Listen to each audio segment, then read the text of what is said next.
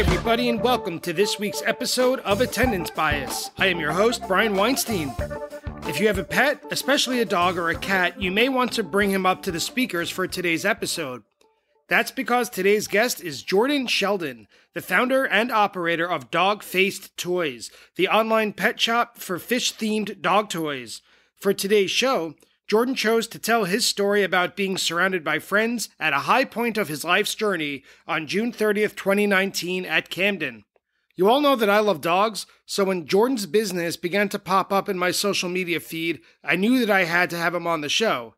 Really, it was pictures of his corgi, Butters, that convinced me, but all joking aside, Jordan picked a show that exemplified the entire summer 2019 tour, and it also expanded upon a previous episode with a friend of the podcast, Alyssa Poland, who chose a show from the same 3-night run. It was a tremendous amount of fun, and Jordan clearly has a lot of passion and excitement for this show that has an old-school set list, yet simultaneously presented some of Phish's best new material at the time. So let's join Jordan Sheldon of Dog-Faced Toys to talk about squeak toys, Phish rarities, and taking the ferry back from Philly, as we discuss Phish's show from June 30th, 2019 at Camden. Jordan, welcome to Attendance Bias. How you doing? Hey, I'm doing great. It's great to be here. First time, long time, you know? Thanks. And I'm really excited to have you here because we're combining two of my favorite passions today. Phish, obviously, but also dogs and dog toys. My dog, Duncan, has made a couple of cameos on this podcast, usually when someone rings the doorbell. I only have good things to say about pretty much any dog that I've ever known. So I'm really excited to hear about your entrepreneurship, your company, Dog-Faced Toys, that got a pretty good blitz. I have to give you my compliments during the MSG run. You know, I saw you a number of times giving out stickers. You made an appearance at the fan art show and just being out there, and also positive reviews of the toys that you have. But also, before we get to that, let's just make it clear to everyone listening, for the Phish side of things, we are here today to talk about Phish's show from June 30th, 2019 in Camden, whatever the amphitheater was called at the time. I don't even know. Yeah, I think you've done part of this run before, but if you ask me, this was the show that was most memorable, and you'll get to hear about why. There's definitely a lot of things leading into it, and you know, I'm excited to get to talk about my two favorite things too. So I'm glad we share that. And I will tell you, I just call it Camden, so I'm not really sure what they called it. I have no idea. It's Camden, right? That's what I assume that's what it's called. Well, let's get right to it. For your promotion today, you're here to plug a new company, Dog-Faced Toys, which is a great idea that, and I mean this as a compliment, I can't believe no one thought of it before you. I'm so glad that you made this happen, is a dog toy company that has Phish-themed toys. So when and how did this idea come to you? You know, it came to me back in December of 2018. It was between Halloween and the New Year's run. And obviously, two of the things I love the most in the world are Phish and my dog, Butters. And so naturally, whenever I would go out and look to buy her a toy, probably around this time, I was looking to get her something for the holidays. And I would always look for Phish toys, like something that would remind me of Phish. I have a traffic light that reminds me of Slave. I have this toy that, like, you can put a bottle inside that's a possum, and she loves it because she likes the bottle inside. I have like a red rubber donut ring that obviously, you know, remind me of the Fishman donut. So naturally, you know, those were the toys I would always try and play with her because, you know, I would get excited to see her playing with the things that reminded me of Phish. And it became her favorite too, because she'd get the most attention. So like, those are the ones that really, you know, we got a chance to bond over her playing with those toys. So it got me wondering, like, wait, why isn't this on lot? I'm on lot all the time. I love the creativity of all the artists out there. I know there's so many people out there with pets. You see threads on Phish Twitter, and there's groups like You Enjoy My Pets on Facebook. How does a brand not exist that's putting those two things together?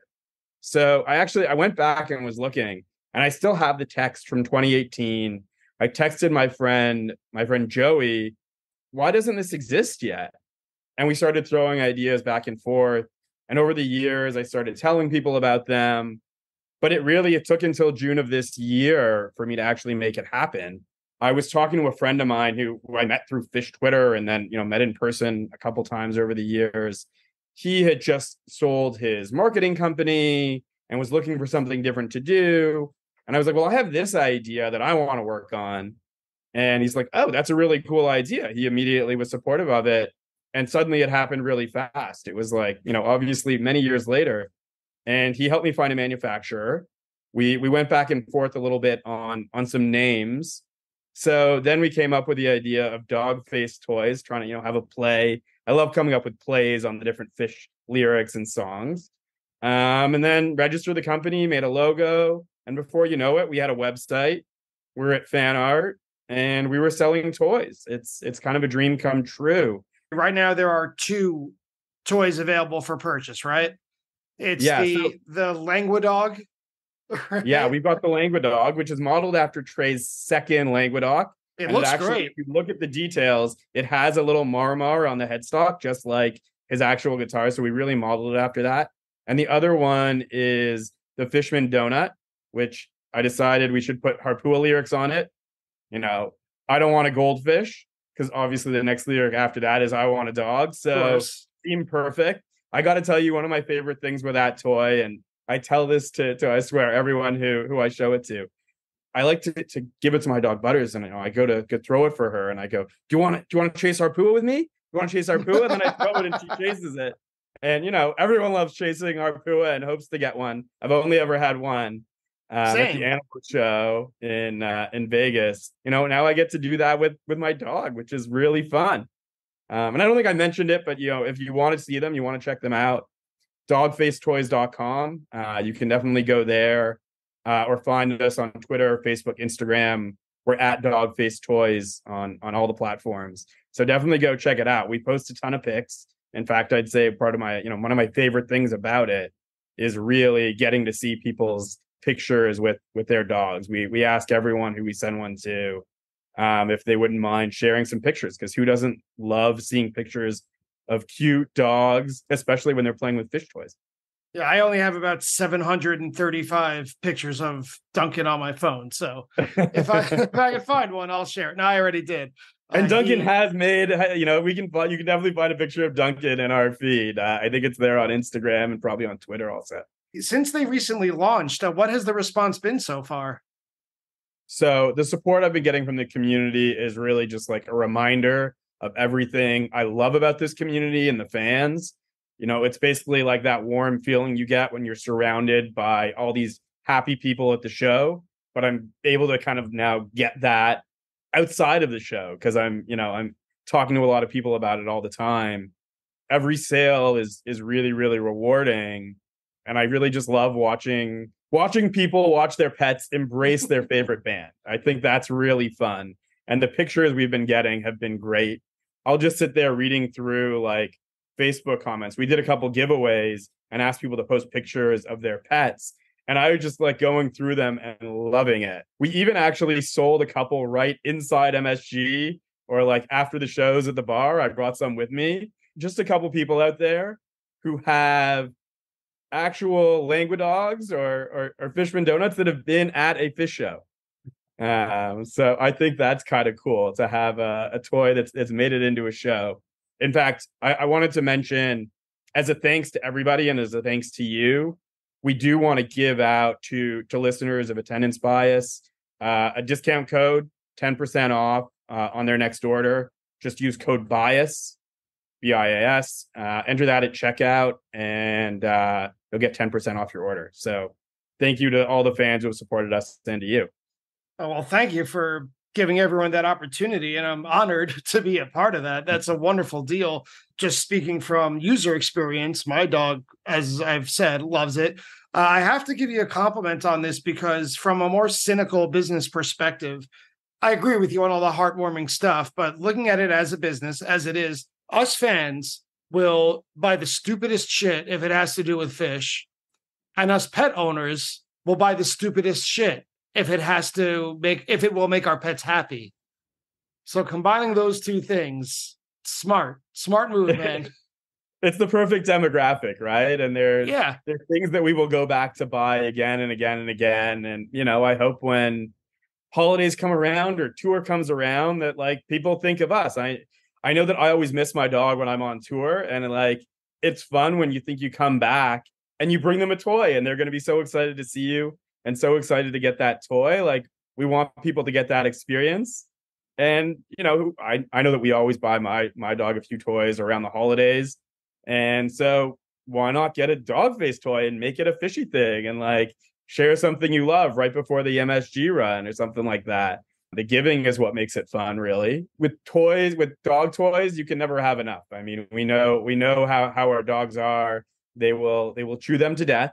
Maybe that's part of the nice thing about the business model here, right? We know your dog is going to love the toy, but what I like to say to people, if you love watching Trey shred his Languedog, you're really going to love watching your pet do the same thing. So, we buy these to make our pets happy. That's what it's about. Where, we do try and actually make them really durable. So like the Languedog itself is kind of interesting. A lot of people have appreciated that it's made with foam inside as opposed to regular stuffing.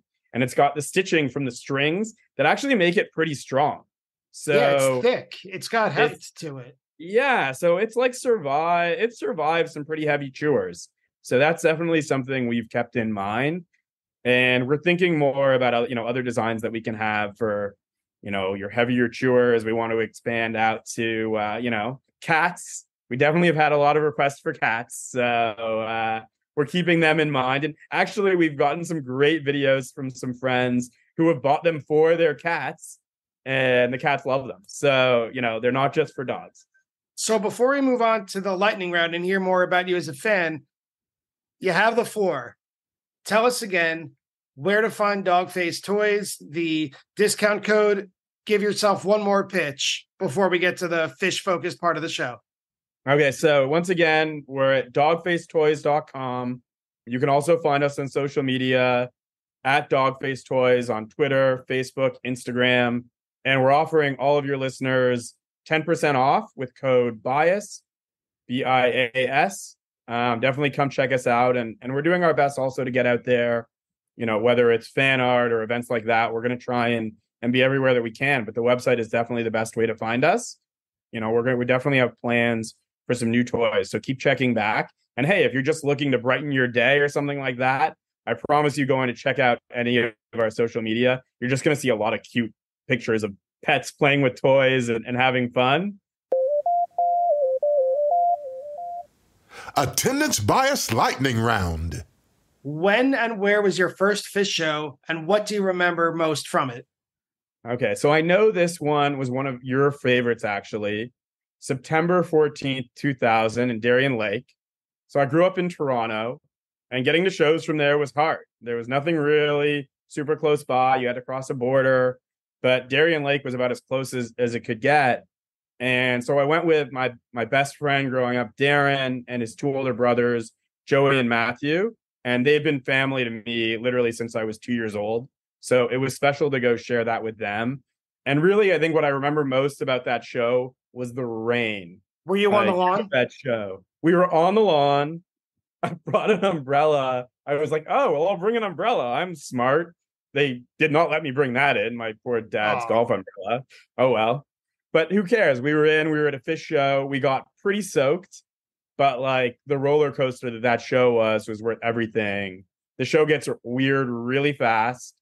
You get the Punch You get the Reba, you get the Carini, the Susie Jam, and that's the first set. So yeah, which is only an hour long. And now this is the thing that I think stands out the most to me, besides an amazing set list, some really weird jams, getting soaked. My friend Joey, I have to give him a shout out. I've seen the majority of my shows with him, or at least especially since the Baker's Dozen, we've been seeing a lot. He had a little break in between. Back at that show, he knew it was going to rain, and he brought dry socks for all of us. So obviously he's read the book.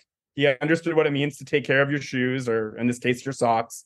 the fact that we were able to have dry feet on the ride home was kind of a cool thing, because you think about, okay, I'm going to go see Phish. We like doing Phish well. Phish fans are funny that way. When we say we're going to go see Phish, we're like, oh, I'm good at doing Phish. And this was, clearly a sign of that. Think to bring socks to a show when it's raining, definitely a great thing to do. And the one other thing actually that comes to mind, I was just looking back at this show and I realized I got a dog face boy at that show. That's right. The moment I noticed that was like right after we launched the site, and I literally started crying. Like, that is destiny right there. You get a dog face boy in your first show, and now starting dog face toys. What could be like more perfect than that? Jordan, what was your most recent Phish show, and what did you think of it? So I just did the run at the Man this summer, and then the 7 nights at MSG. And I actually have a bit of story from what was the most recent one, which was night 7 at MSG. So 2 of my best friends in the world, Bobby and Danielle, actually got engaged before the show. So I helped Bobby with some of the logistics of the proposal. And of course, as these things go, it ran into all sorts of issues just before. But sure enough, 5 minutes before lights go down, right at the back of the floor, and he gets down on one knee and he pops the question. Could not have been more perfect. And MSG, people notice he's down on one knee and see what's happening. And the whole place erupts. So what a moment. And this is before the show even started. And I think that there's a video online with a couple 100,000 views. There is. I've seen it. Now, which is crazy, right? So the downside of that was that it was really close to showtime and we were stuck at the back of the floor. So that first set, I didn't exactly have the best spot, but I was surrounded by friends, which was really great. The set itself, if I'm being honest, was kind of a dud compared to the rest of the run. But really, it was kind of a setup set, if you ask me. Setting up what was an amazing Tweezer Fest in the second set. I actually moved up back to a seat that I had. So I got off the floor because I didn't want to be all the way at the back there. Got up to a seat, got to rage for the Tweezer Fest. I would say that maybe I'm being nitpicky here, as us Phish fans often are. It felt a little predictable that they hadn't toyed Tweezer on a 7-night run. And so we were going to get a Tweezer. But I will say that they made up for that with the Guy Forget and the Manteca quotes. It made it pretty memorable. Yeah. So. For I know this is your answer, but I got to say, for guys who love stats, and I'm one of them, when they got into Guy Forget, I didn't even know I was chasing it. Wow. Right? Sometimes it's funny when there's a song you're chasing and they start playing it. You're like, wait. You don't believe it for a second. Like, you don't even realize what it is. I remember during Esther that happened to me. I was chasing that for a long time. And like, it's like, wait a second, wait. And like, I'm turning to my friends and suddenly it hits me like, wait a second, I'm actually getting this. This is something that's on my list of songs that I'm chasing. So yeah, Glide 2 really back exciting. In 2018. Like, it was one of those moments. Loved it. Great. That's a great story. I'm glad that you know those 2 people, that couple. It was great to see that video online. There was so much love coming out of it. That's so cool. Next question, a little bit of the side of Phish. What is the best non-dog face dog toy that you would recommend? So, I mean, for me, my favorite toys are the ones that I can stuff with treats. Yeah. Our dogs always want our attention, and sometimes you really need to keep your dog entertained. And so the ones that tend to last a long time and that tend to make sure they keep your dog busy are often like, usually they're rubber, you can stuff treats in them. And I use those whenever like I'm trying to leave the apartment or I'm trying to get work done. But I will say that I love scrolling through the funny like plush ones that you see online, some of the 420 ones or the holiday ones, because they're just so creative, right? So, I mean, I think that was part of my inspiration in coming up with this, was a lot of those more creative toys. One of the ones that really is my favorite, and for me, it's a Phish one, but I don't think for the general community it is my traffic light one. It's a traffic light. It's got rope that goes through it, and then each of the lights is a different tennis ball. My dog loves that, and it reminds me of Slave. So I'm always excited when Butters goes to play with that one. I'm going to have to look that one up because I could get 1,000 different toys from whatever store or website. All it takes is a tennis ball for my dog. That's it. That's 3 tennis balls and a rope for tugging. It's actually a really great toy. I'm looking it up right So away. that's one you should definitely look to grab. What is your most controversial Phish opinion? I'm really not a fan of Steam. Some people maybe like that song. For me, it's a bit of a bathroom song. It just doesn't quite do it for me. One of the reasons might be I was there for the gag when they did that. And I was arguably had a great seat. I was in the front row, but it was behind the stage. I like that seat sometimes. I've done it a few times, but it's not great when there's a gag going on, especially when there's steam everywhere. Yeah. Because we couldn't see much. It's funny if you go back and look at videos of that show, I could see myself grooving through a lot of the show, but not really during the gag because there's steam everywhere. And finally, what is the weirdest thing you've ever seen at a Phish show? Okay, so this one, given that I have a dog toy company, I'm going to go in a certain direction here. It's really weird to me when I see someone bring a pet, even if it's like a service animal or something, to a show. I'm not into that at all. You see some people leaving their dogs like in the car or something. That's awful. I can't even imagine like what a dog might pick up off the ground in the lot. Like that's also scary. Look, people definitely need therapy and emotional support dogs. That's great. But like you probably heard there was that thing went around when someone brought their dog like right to the rail at Dick's. That was super disappointing to me. Just recently, actually, at MSG, one of the nights, someone had their service dog right behind me. They were in like the area for it, but it just didn't quite sit right with me. If I have to have earplugs in, then it must be really loud for that dog that has really good hearing. Like, especially at MSG. Yeah, MSG, indoors. This past run, I started to bring earplugs. How do you, I get it. I don't want to, make anyone feel bad if they have a real reason that they need that emotional support dog or, service dog. Those are really important. And we love dogs because they offer that to us and because they'll do it with unconditional love. But I just think we have to give that love back. And the best way to do that is typically not to bring your pet to a show. The rail isn't a place for your dog. Do couch tour. The spot at the back of the lawn, like you can be pretty far back at SPAC or something like that. But honestly, if you're doing that, you're probably just better off being at home on your couch and leave your pet at home if you can. It bugs me to see the animals there. I will report that the dog behind me at MSG did sleep most of the show, so that made me feel good, and she's pretty happy near the end. So that's good, but it's too loud. I think if you asked a vet or something, they'd probably say that's not a good idea. When was this show played? Today's show, June 30th, 2019. Let's take a look at the summer of 2019. They played 24 shows on this summer tour, typical for 3.0, I think. They began with a pair of shows in St. Louis. I forgot this. They headlined their third Bonnaroo festival. I remember when they played Bonnaroo in 2009, and I thought, wow, this is like a once and done. But you remember the tweet that came out? Like, who is Phish and why are they headlining? Of course, Lil Nug. That was so funny. And the St. Louis show is like they won the Stanley Cup and they brought that right in. That was really cool. Yeah, this was a memorable tour. So they played at Bonnaroo. They played a single show in Toronto, then went down toward Cleveland for another single show at Blossom, cut east to Charlotte, 2 shows at MPP, and then went north to Bangor. This was a very weird tour routing. And then 3 shows, a big 3-show conclusion at Camden, where we find ourselves today. I correct myself. They did not end the tour at Camden. It continued after a while, went up to SPAC, and then 2 shows at Mohegan Sun. Those were the only 2 I went to that summer before wrapping up. Fenway in there also. Oh, is that right? I must have missed that. Between SPAC and Mohegan, they played at Fenway, and I'll tell you in a minute why I remember that. All right. But I do think so. I mean, we can get into it. Yeah, tell me.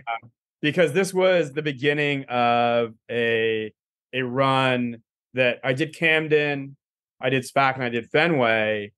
And this was the run up to my 100th show that happened at Fenway.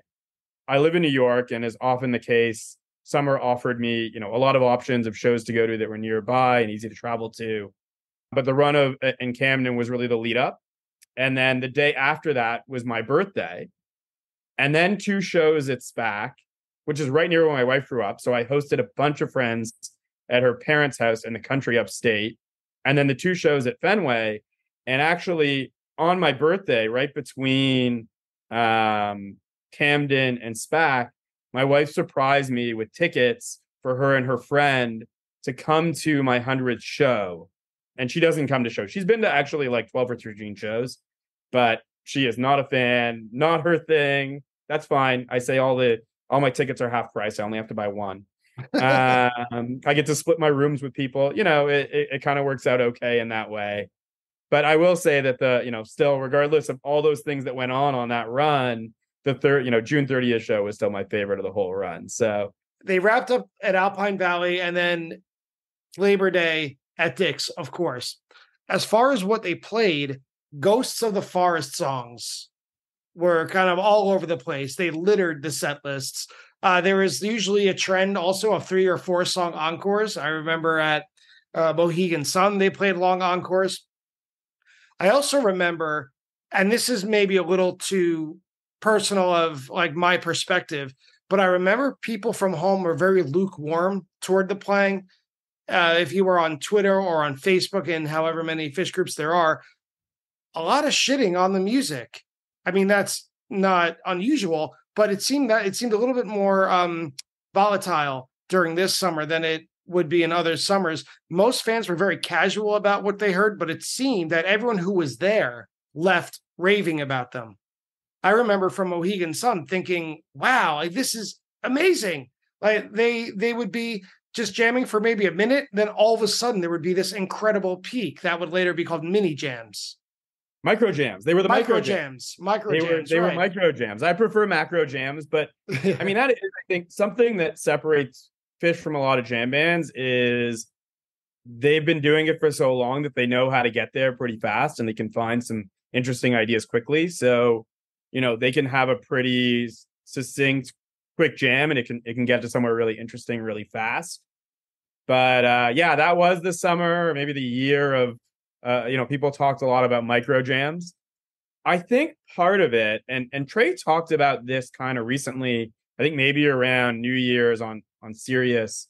And he said he had been like really trying to get his rig dialed in.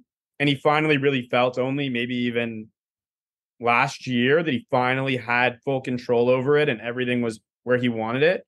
So I feel like it was kind of a work in progress at that time. And maybe that translated a little bit. Its tone wasn't exactly where he wanted it, but the energy at the shows was still amazing. And that's why if you're there, it's a different experience, right? That's why we're having this discussion, right? It's all about how it feels when you're at the show and why we're all there, because it doesn't always translate that. And like a lot of people at home they just look at a set list and they're not necessarily like, there's plenty of people who are digging into the details, but it's just not the same. I mean, unless you're there, you don't know the energy. Yeah, and that's part of it too. When you mention set lists, people who don't make much of an effort to hear the new songs are automatically defaulted to, well, that must not be a good show because I wasn't there to hear this new song, which I automatically assume sucks. And I'm not going to make the effort to hear it. But when I heard, I think it was Beneath the Sea of Stars at, might have been the second night of Mohegan. I'll have to check that. I was transported. It was like being in the most psychedelic planetarium I've ever been in. And I thought, this is where I want to be, and there's nowhere else I'd rather be right now. I normally do feel that way at a Phish show, but honestly, not always during new songs. But that new song, I sure did. Also, I had a similar feeling with About to Run, except I thought, wow, this fucking rocks. And it was just like, if this is the state of the art Phish at the time, I'm in. Though, I think it's interesting because if you look at Casbah Vax, got a great reception from fans. Even this new songs this summer, Oblivion, The Well, like is Evolve new, I think. Like all these songs, people have really been enjoying and embracing. That's something that's special about Phish. This long into their career, they can still make new music, and we still do appreciate it. But I will say that I think sometimes, you associate certain songs with memories and things that you did with people. And for the new songs, you don't have that yet. But for me, with Ghost of the Forest, I did both shows in New York. And it's funny because they were pretty much the same show. But each night was different because I was around different people and having fun with different people and getting to spend time with them and have new experiences. And so I had memories of a lot of these songs already. I had good times to look back on. So I was excited to hear some of these songs. I mean, I thought they were pretty great. I actually think that Ghost of the Forest came out with some great stuff. And I embrace a lot of the new music. So a couple questions where you were at this time.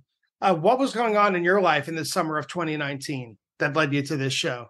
I was in probably the best headspace that I could possibly be in. My favorite NBA team since 1995, the Raptors, had just won the championship.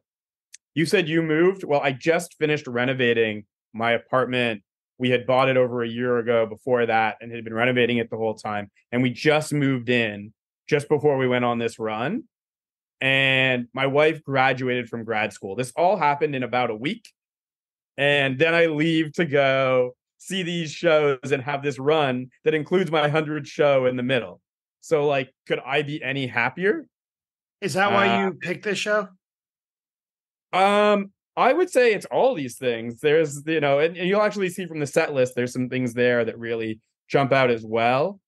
But getting to hang out with all these people who I had met and developed friendships with, some just online, some I hung out with in New York and stuff, but getting to see them, we always talk about Phish, but actually getting to see them at Phish shows and getting to do the lot and getting to go hang out with them was really special. Some of my friends who I go see some of my shows with, who I've known for a long time, they're not sort of in that universe. And I think they can get frustrated when I want to go run around with my Twitter friends. I'm sure some people have that experience. I can't be the only one. So this was like a time that gave me a lot of freedom to do that and get to spend time with people who maybe I hadn't done that with before. And I really love that. We actually drove to the shows with my good friend Harley and my friend Jace. Sadly, we lost him last year, but there's a lot of memories there. So that really was great that I got to do that with him. And looking at this show, just to put you in like where I am before I walk into this show, we get to a lot early and we go do sound check with my friend Rick and with Jason. And now this sound check was not just an ordinary sound check. It really was a sign of what was going to come in the show. The band had actually invited a fan who got assaulted the year before at the Gorge. Yes, I remember that. Pick the sound check and and they ended up playing a lot of it, basically pick the set list.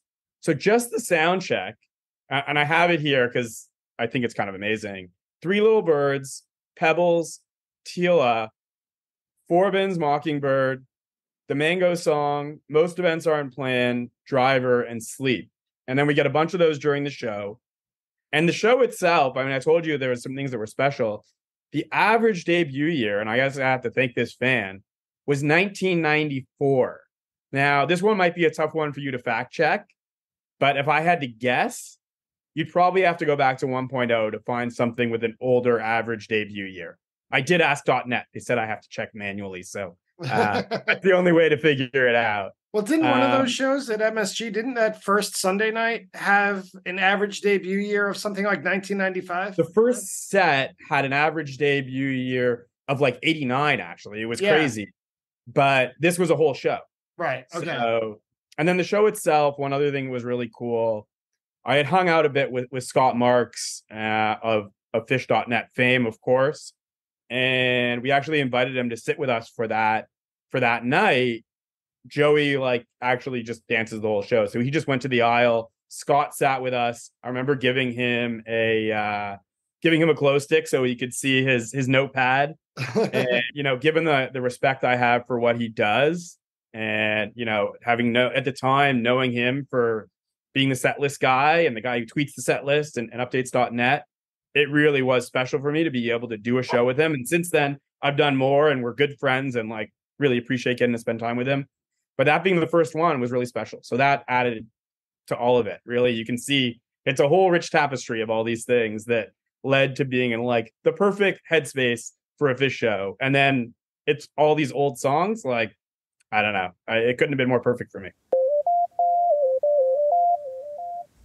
Set 1. Well, let's get into those old songs. Set 1. there's stuff to break down with each of these songs, but just looking at it from an outside perspective, looking in very quickly, first couple songs, The Curtain with Fast Enough for You and Buried Alive. How do you move forward after that? Like, that is amazing. The Curtain with, it's always a good sign when they open with it or play it, in my opinion, early in a show. Like, when I first got into Phish, I remember people talking about this song like it was something special. Like it was an extra special song. I put that in quotes because I think there were very long gaps toward the end of 1.0 between versions of The Curtain. The end of Coventry excluded. But it was written so early in the band's career. The with part had been absent for so long, so it was always that on the edge of your seat after the song is over. Are they going to play the with coda as well? Yes, it has the distinction now in 3.0, looking back, or 4.0, whatever, of being the quote encore at Coventry and intended to be the last song that Phish would ever play. So now it has extra special resonance when they play it because it's a reminder of what didn't end. This version was played a little bit slow, but it was very even in terms of dynamics. The mix on this audience recording is excellent. And at 7 minutes after the song is over, you can hear the cheer, the acknowledgement of what I was just talking about, of when the with part starts, which is really just a slowed down version of Rift.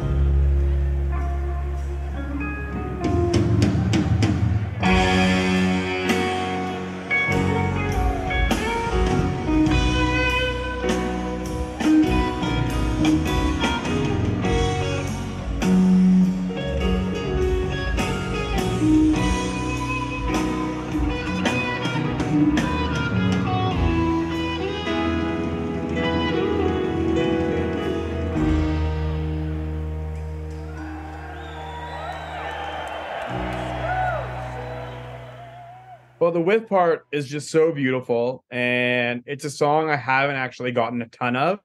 So I was excited to hear that. Anytime you get a song that is a bit of a rarity for yourself, then, that's an exciting thing. And as soon as you heard the with, as you mentioned, like the crowd gets revved up right away.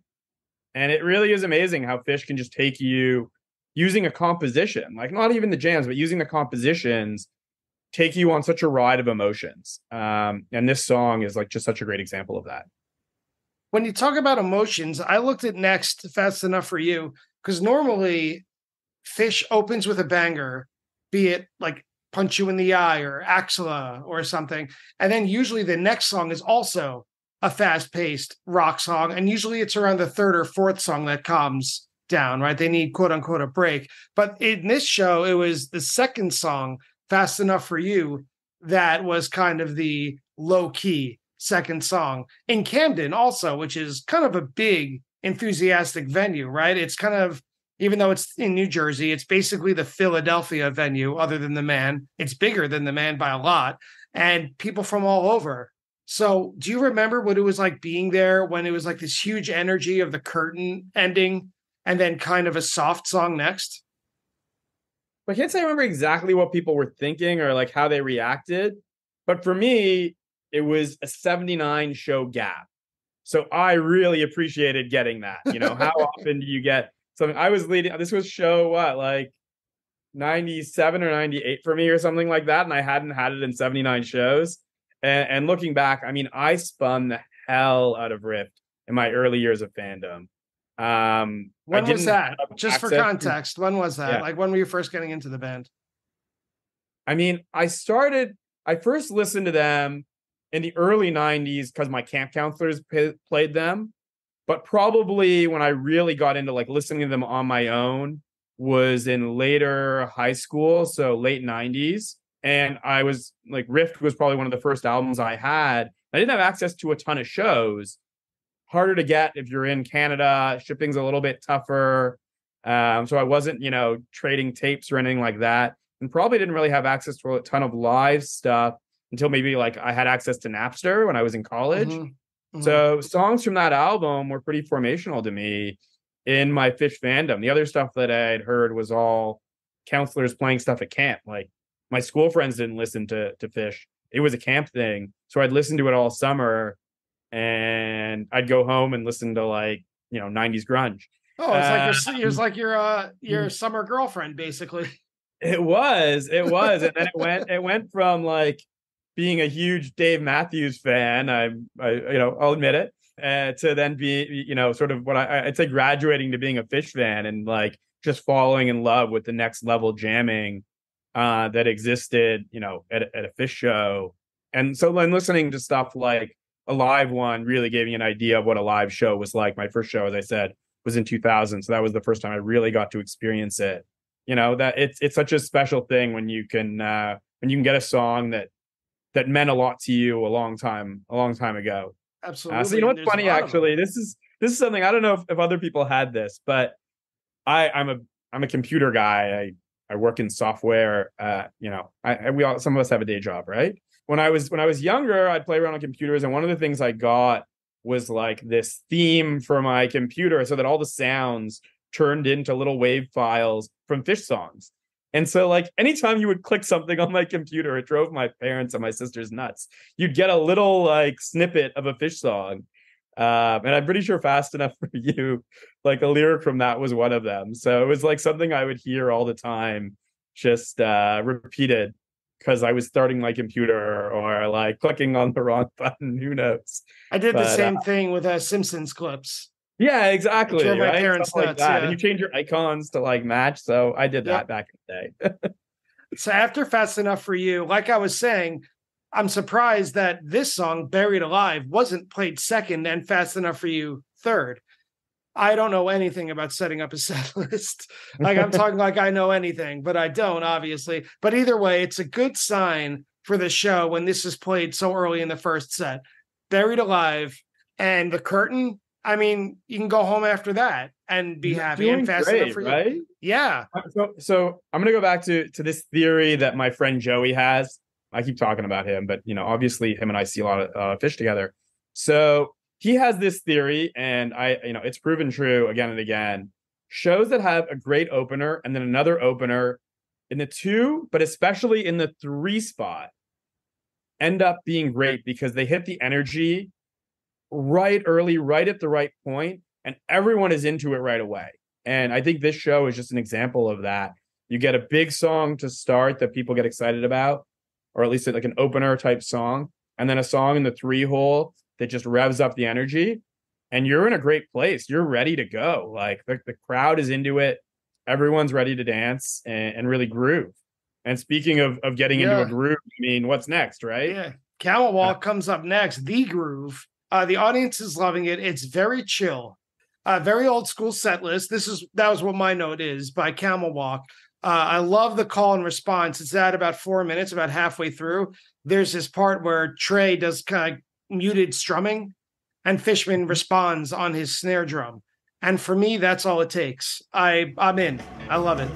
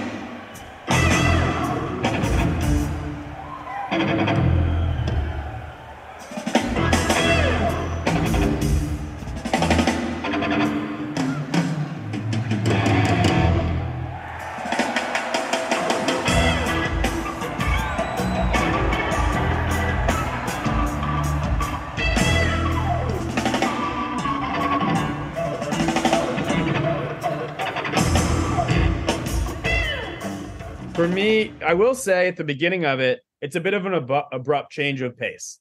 So from Buried Alive to Camel Walk, the pace changes a lot, but people were excited to hear it. You're getting a song that debuted in 84. And Yeah, the so Jeff people were Holdsworth excited song. about it. And it was just really funky. The whole thing is funky, and I will welcome any funk jam they want to play anytime. So for me, that was awesome.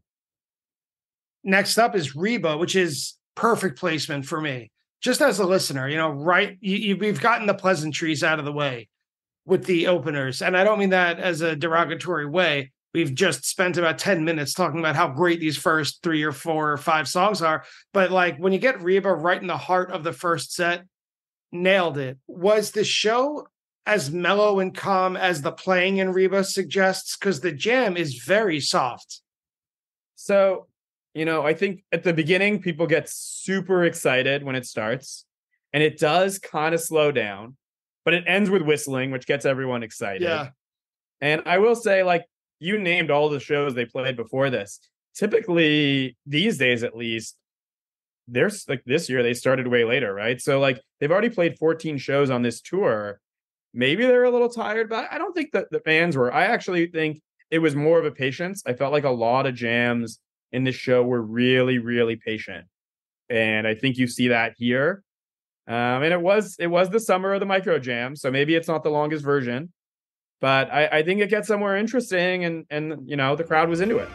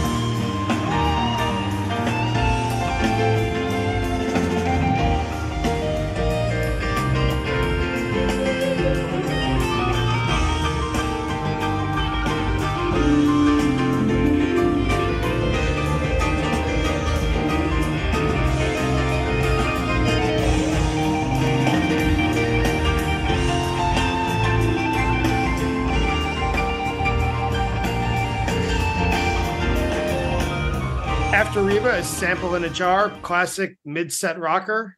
Not much more to say about it than that. I mean, it's never a bad time to hear it.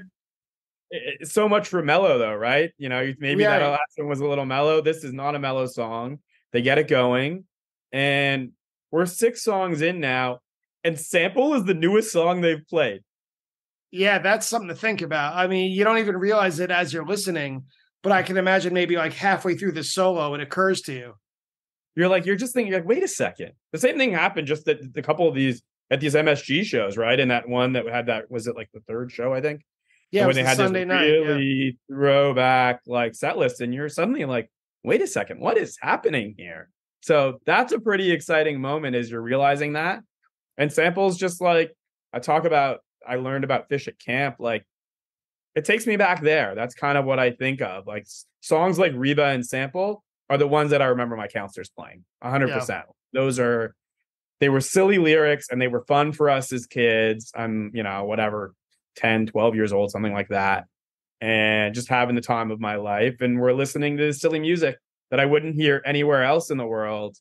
It certainly was not played on the radio, of course. And like, I wouldn't hear it when I went back home. It was exciting to hear at camp, and now hearing it at a show and having it all packed in to one set feels great. And now we're in the second half, pretty much, of the first set. They come out with Pebbles and Marbles, which is more and more of a rarity. These days, you're less and less likely to hear it. It was being played at a quick tempo, and it's a pretty short version of Pebbles and Marbles. I know it's the first set. The jam, though, I listened to it a number of times. It's only about 2 minutes.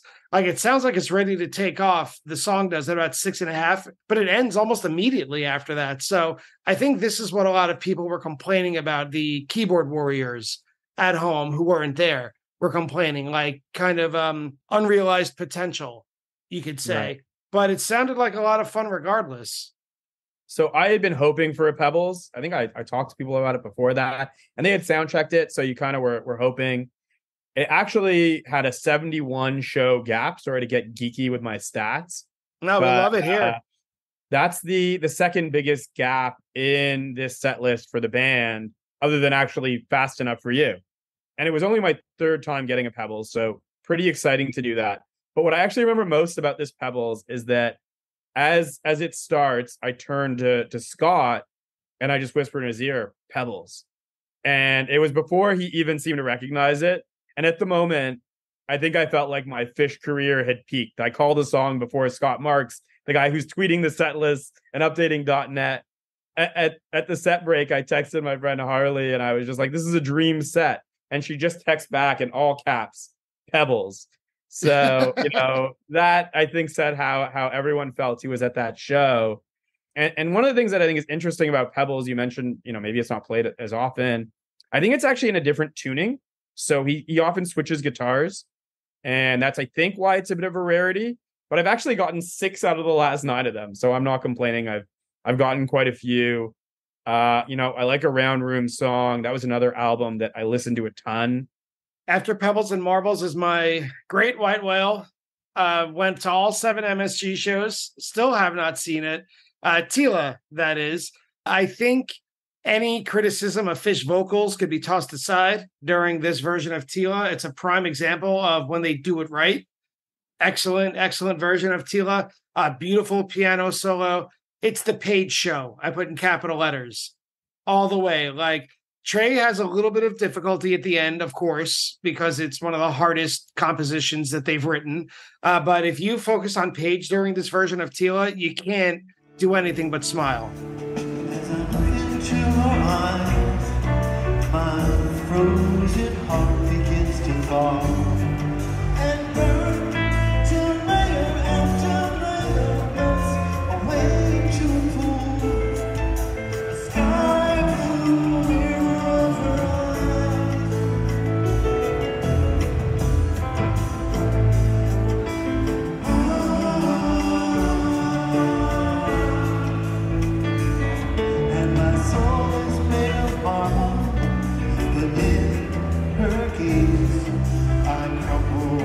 to dust and drift away on the wind.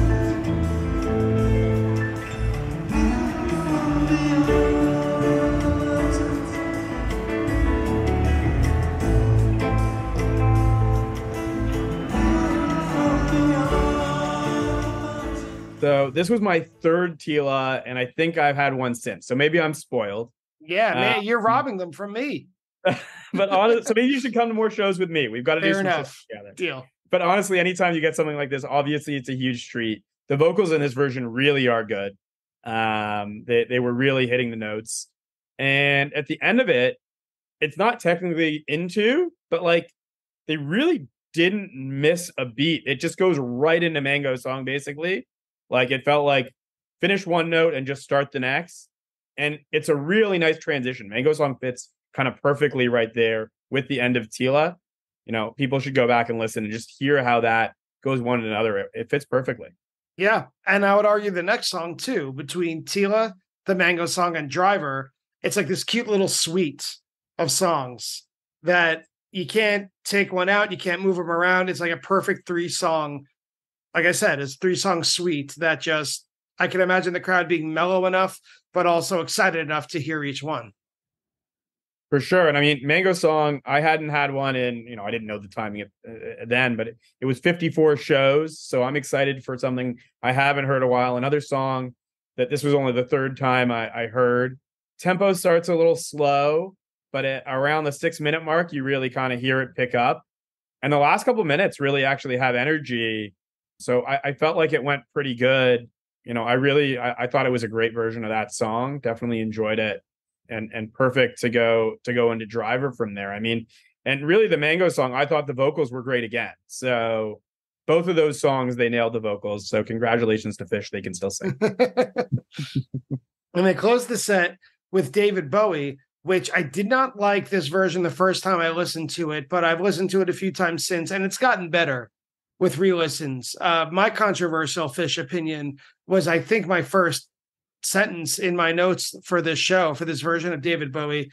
I wrote that I say this with full respect for the song and its place within Phish history, but if they never played David Bowie again, would anyone notice? It hasn't grabbed me, but it's when you kind of take yourself out of those expectations and listen back to it a second or third time, you kind of appreciate more what's there rather than expecting what you wish was there. But like you've got to look at where this placement is great, right? You're coming out of Driver, which to me is a landing pad they should play more of, if you ask me. Like if they land on a Driver, people are excited. And then suddenly bring the energy back up with Bowie. Perfect song for that. Excited to get it at the end of a set where there's some potential there to do something maybe. Unfortunately, this one doesn't necessarily do anything totally out of the ordinary, but it's a good exclamation point for a classic set. I mean, that's a classic song to end the first set. It's a crowd favorite.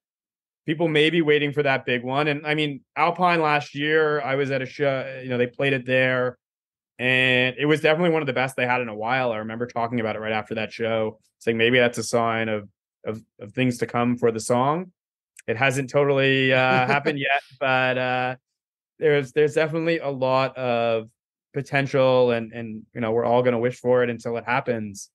And end set one, right? So just looking back at set one here, out of the 11 songs, I had seen eight of them 7 times or less, and we're talking about me approaching my 100th show, so that's some pretty low numbers. Like, exciting to get songs that I don't hear very often. And there'd only been 3 that I'd seen in, double-digit times. So I thought that was kind of cool. And even now, I mean, only 4 of them that I've seen 10 or more times. So these are rare songs that we were getting, which was really exciting. Cool to enjoy that with the people who I was with, just on this run. So everything really felt perfect at that point.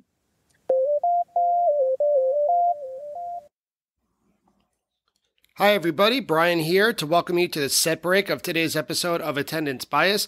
First, thank you for listening. And second, just a quick reminder to tell you that even though Attendance Bias comes to you for free, it does take a lot of work and it does take quite a bit of money to keep the lights on here at production.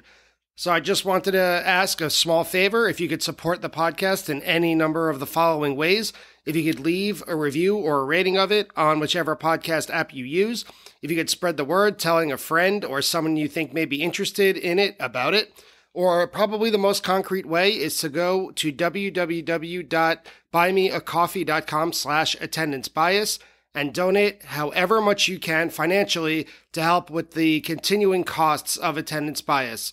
So thank you again so much for listening, and I hope you enjoy the second half of today's episode. Set 2.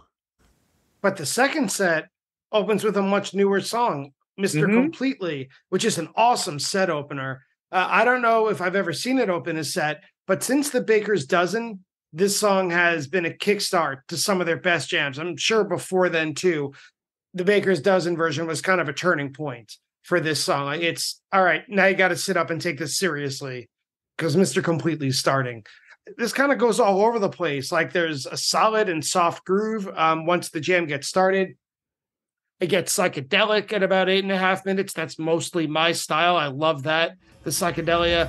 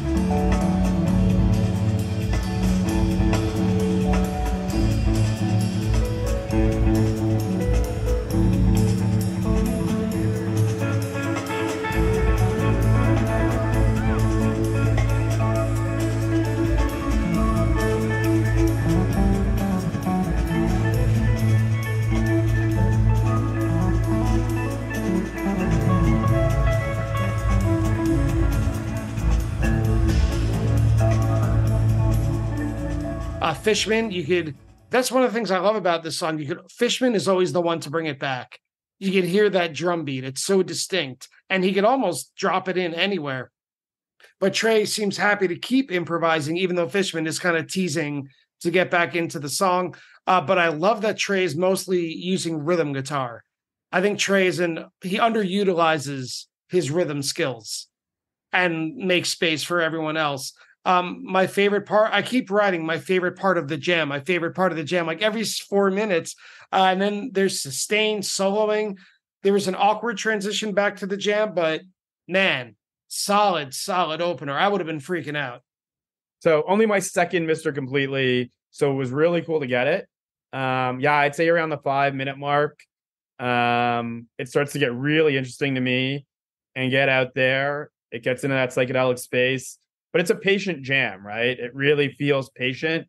They're not rushing to get to a peak or anything like that. Gets peaky maybe around like the 14th minute.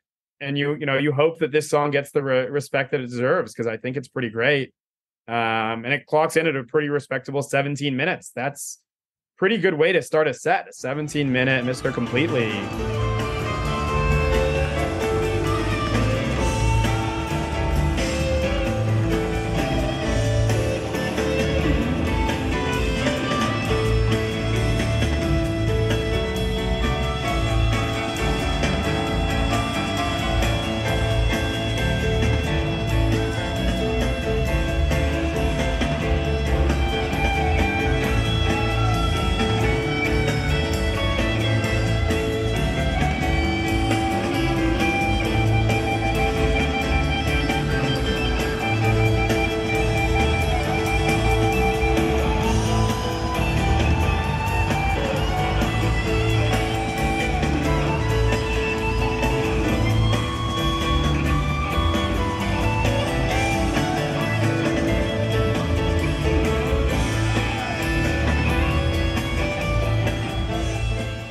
Give me that anytime. I mean, They were good for improv.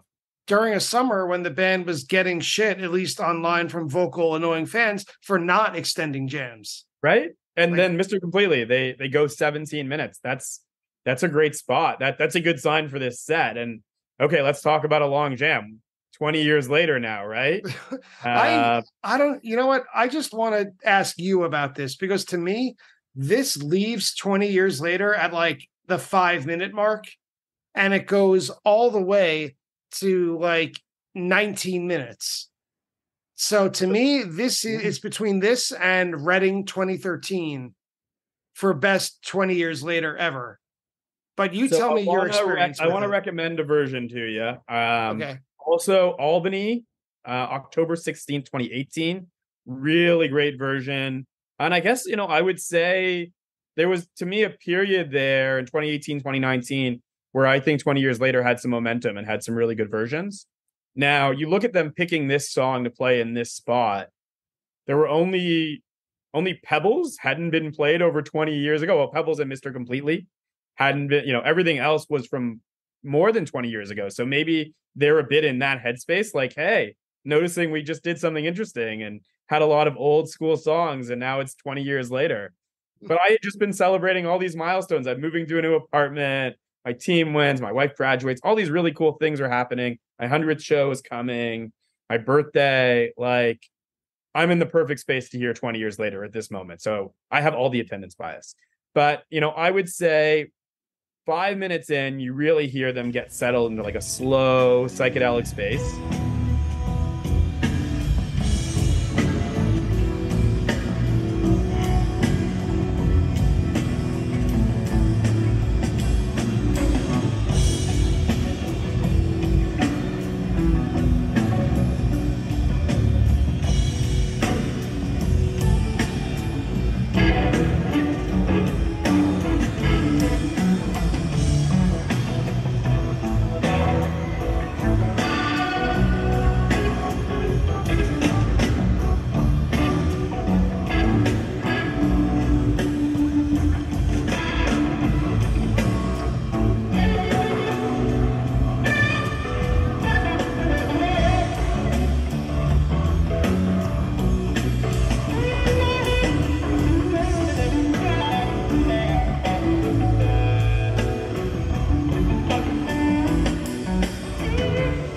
Yeah.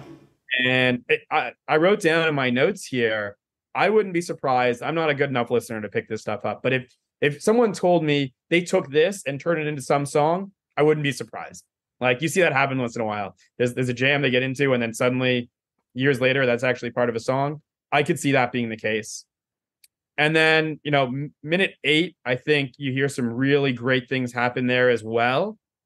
And just like in Mr. Completely, it's just patient.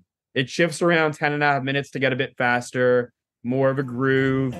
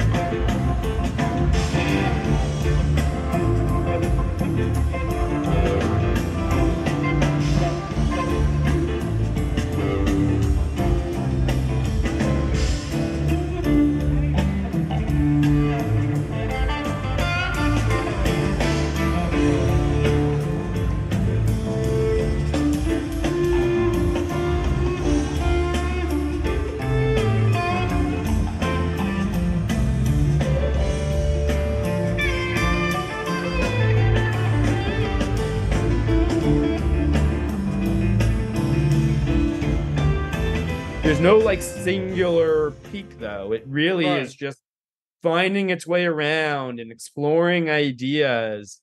And it's amazing how they can take any song, like even a song like this that I think people tend to underestimate, and just turn it into a jam vehicle.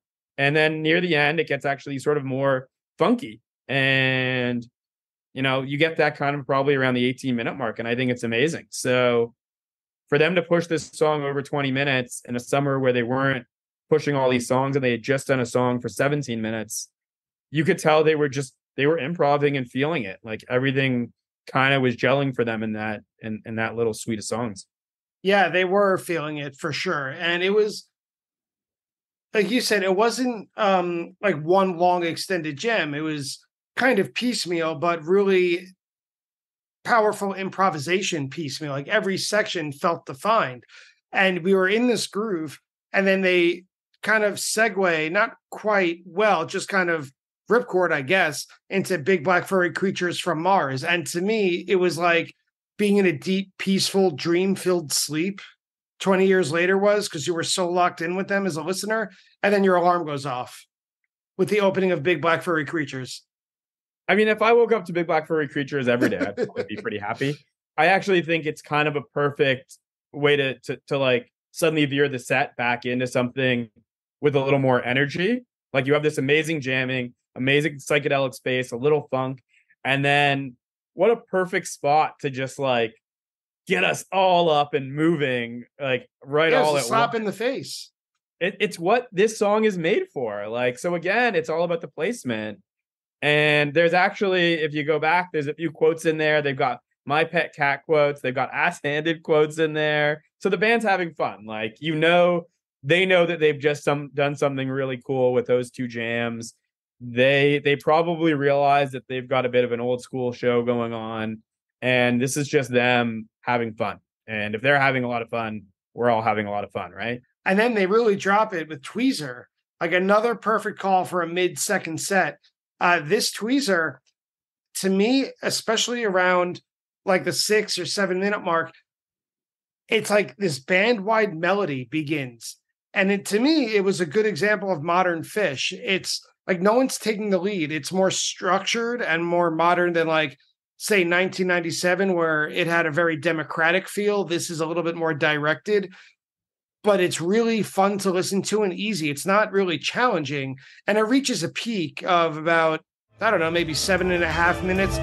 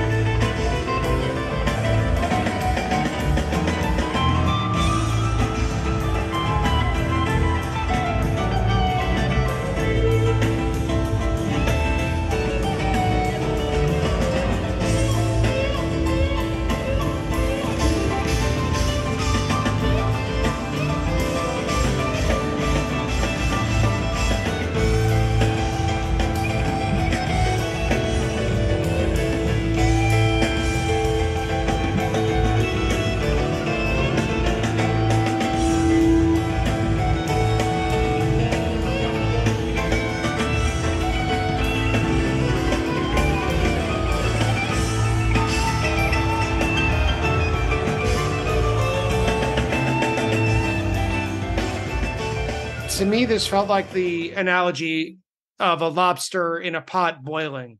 Like, you don't realize that they're killing it. Like, there's no major signpost to say, oh, this is where it's amazing. Just all of a sudden, everyone's rocking out. And then they go back at about 10 minutes to the main tweezer riff. I mean, you're in the second set of a 3-night run and you get a tweezer and you've had this amazing show already. You've had this improv, you've had the throwbacks. Tweezer is the perfect song for this. It's not the longest one ever, but it's a treat. And it goes to some really good places. I mean, for all the complaining about micro jams, you can't complain about tweezer. No matter what. And there was nothing to complain about in this one. They had already done some really great things in the set, and it was just kind of like throwing us a little extra treat. By the way, here's your tweezer.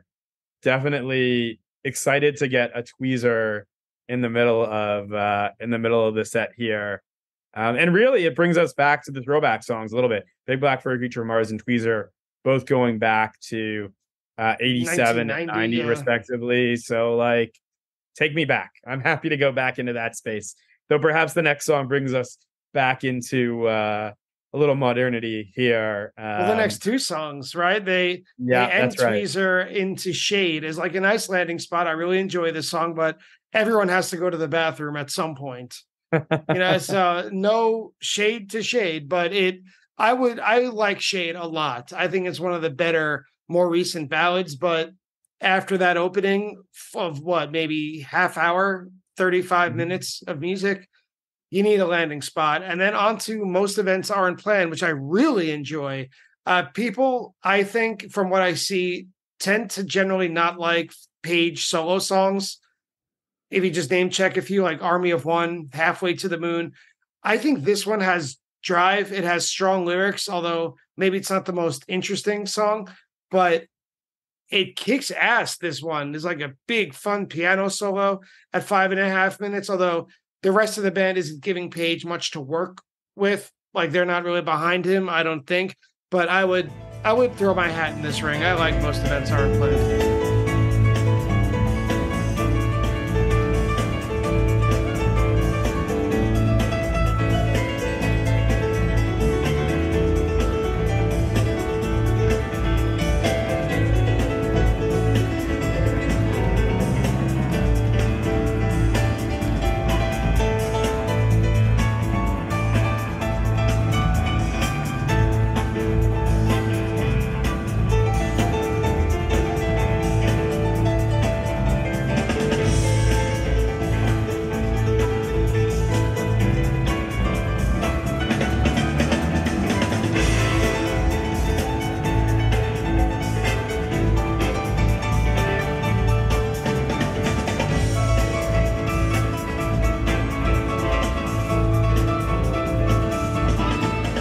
Yeah. So, I mean, look, with the Shade, everyone at the moment needs to share there's a lot of people there who are sharing a special moment with someone during that song.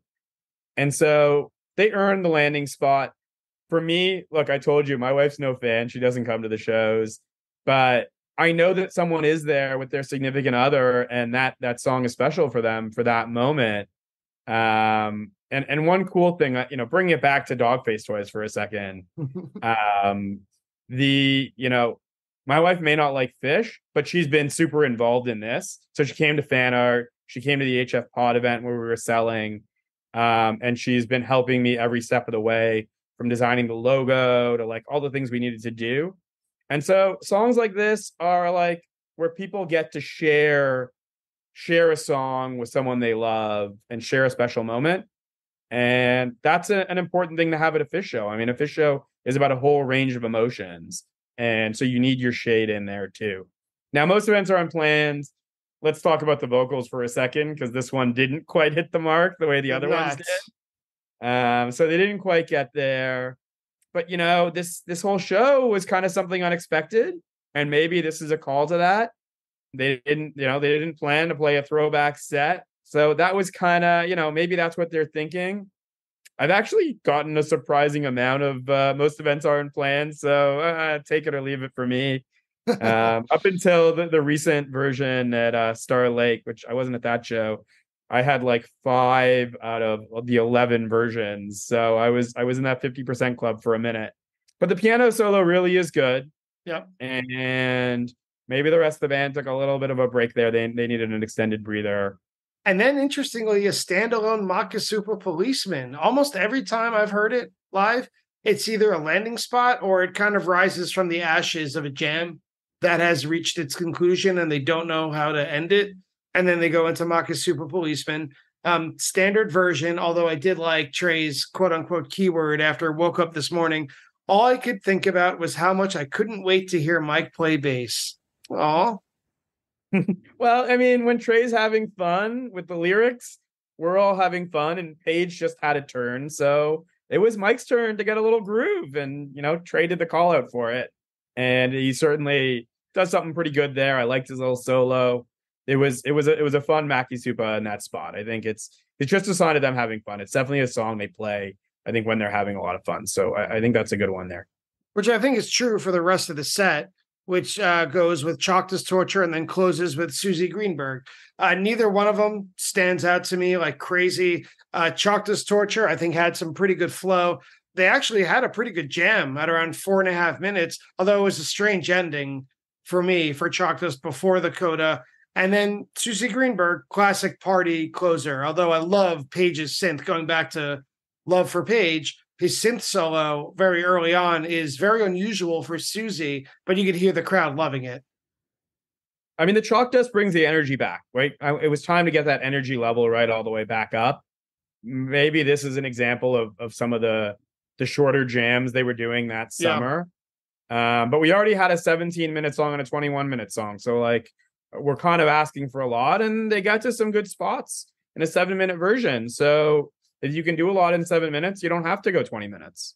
The Susie, well, holy synths, Batman. Like, this was such a nice touch to end the set. You could, they play this when they're happy with themselves at the end of a show for sure. Yeah, it's like a reward. You can hear Trey like laughing in it, I think, in the recording. Yeah, he misses a couple lines.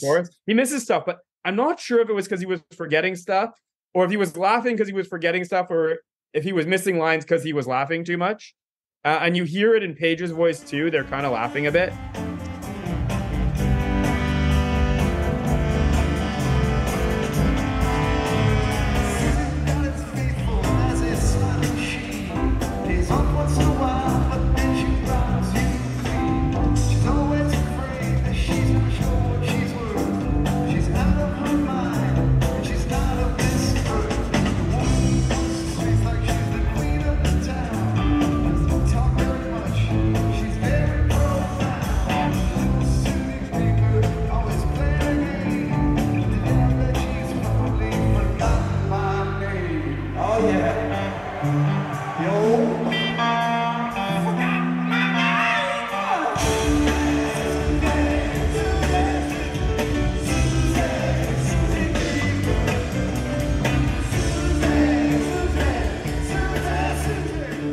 So I'm not sure what it was exactly, but Fishman did make some funny like donkey noises in it. I kind of wish we had video of that. I would have liked to have seen exactly what was going on so I could remember it better.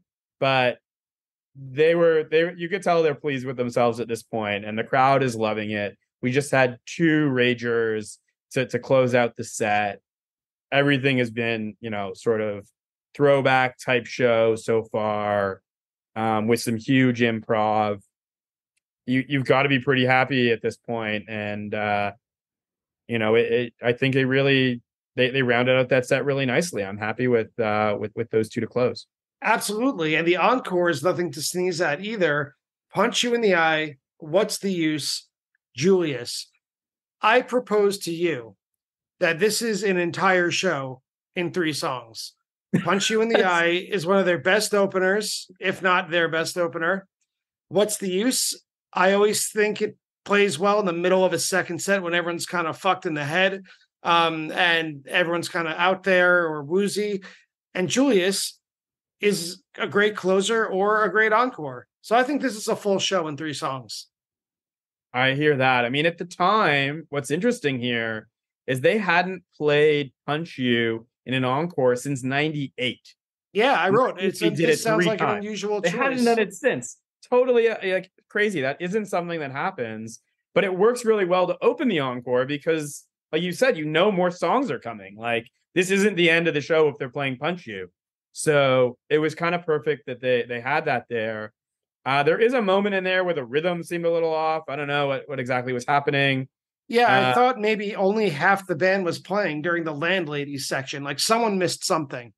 Yeah, something was a little off. I think they're all playing, but something was off. I'm not really sure what it is, but that's okay. They go into What's the Use, which is such a beautiful song. And I've got to point out the seg here. It's a buttery seg. Absolutely perfect going into What's the Use. They don't miss a beat. And actually, apparently, this was the first time that they ever played this in an encore, which is pretty cool. They actually just had the second time ever, which was in Syracuse. So that's a treat that they're playing it in that spot. And talk about the crowd being quiet. I mean, at MSG, the crowd was not quiet. They were very loud during the pause. They never are. And this was the, the way you want a crowd to be during What's the Use, the pause, reminiscent of a pause in Divided Sky. Speaking of which, Butter's favorite part of Divided Sky? The pause. Yeah, there you go. My seat neighbor at MSG told us that one and it cracked me up. So I had to share it with everyone here. Maybe it'll make a sticker one day or something. But this is just a beautiful song. I love getting it. So it was really cool to get there. And Julius, I mean, it's a nice little Julius here and it fit well with where they were. A little surprise, no reprise, right? They saved that for back. So they did end up doing the reprise.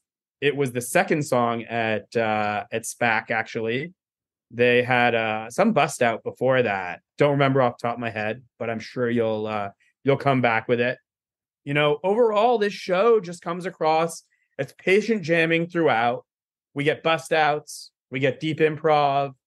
They get a ton of early material. Like, isn't that what we all chase? Isn't that why we go see shows? All those things. And they're all wrapped up in one show. And you're with all your friends.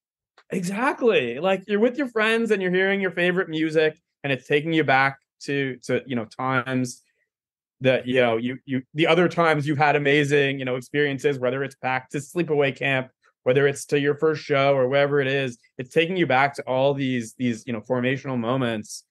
So great. And then from there, I can tell you, we got on the ferry and we headed out to get our 5th cheesesteak in 3 days. One might've been a roast pork, but we did pretty well on the cheesesteak tour of Philly. So I was pretty excited about that. We had a really great time being there. It certainly was a lot of fun. As was this, by the way. Thank you so much for having me here, digging into this show and reminiscing. Just amazing. Loved it. Jordan, thank you so much for taking the time to come on to Attendance Bias to promote and tell us about Dogface Toys. And you'll have another opportunity in just a sec to tell us about the website and what to find there, the coupon code, everything. But most importantly, thanks for sharing your experience before this show, June 30th, 2019 in Camden. What was going on in your life and why this show was so special to you? I think that was perfectly clear. And you can listen to it now. Anyone could, with kind of that sense of nostalgia, almost like a time travel thing where you're going to different points of your life based on this show. When you're listening to a lot of songs when you were first getting into Phish, they're kind of putting you back and placing you in different moments while simultaneously being surrounded with current friends. So you did it for me. But before we get out of here, tell us again about Dogface Toys, where we could find it, and a deal that we can get from Attendance Bias. Definitely. Thanks so much. So check us out at www.dogfacetoys.com. Find us at Twitter, Instagram, Facebook, at Dogface Toys. And of course, use the coupon code BIAS, BIAS, to get 10% off your next order. We're excited to share our toys with your furry friends, PH, of course. We're excited to get these toys into your hands, and we'll have new ones coming soon that we're excited to share as well. So please check out these ones, and we can't wait to see some of the pictures of all of your pets enjoying them. That's certainly my favorite part. So thank you. And that's it for today's conversation with Jordan Sheldon about June 30th, 2019 at Camden. But it was a long episode today, and so we got to double check everything with today's attendance bias fact check. Attendance bias fact check. At the time of this show, the Camden venue was officially called the BB&T Pavilion. The episode where the first show of this run was covered, June 28, 2019, was with Alyssa Poland, and it originally aired on April 14, 2021. For the record, we got a little mixed up at this part, but the routing at the end of the 2019 summer tour was these 3 shows at Camden, 2 shows at SPAC, a pair of shows at Fenway Park in Boston, 2 shows at Mohegan Sun in Connecticut, 3 shows at Alpine Valley, and then the closing trio of shows at Dick's. The Animal Show, where Jordan caught his harpua, was played on October 30th, 2021 at the MGM Grand in Las Vegas. The New Year's Eve show that featured Steam was on December 31st, 2011. While the band played the song, which was somewhat new at the time, parts of their stage equipment and dancers were lifted high and hovered in the air above the crowd as the clock counted down to midnight. The performance of Beneath a Sea of Stars Part 1 from Mohegan Sun that hooked me onto the song was from July 9th, 2019. The first known performance of Camel Walk was on November 3rd, 1984 at Slade Hall at the University of Vermont. The rarity that Phish played before Tweezer Reprise at SPAC after this Camden run was Kathy's Clown, a song by the Everly Brothers. It was never played before, and it hasn't been played since. And that's it for the fact check and today's episode. I'd like to thank Jordan Sheldon of Dogface Toys for joining me today. Please don't forget that you can get a discount by entering the keyword BIAS, B-I-A-S, at checkout when you go to dogfacetoys.com. I'd also like to thank Phish.net for its help with the fact check and Phish.in for the recording used in today's episode. If you enjoy Attendance Bias, please support the show by visiting www.buymeacoffee.com/attendancebias and donating anything you can. You can also leave a rating and a review of the show and follow us on social media. Thank you again so much for listening, and I'll see you next time on Attendance Bias.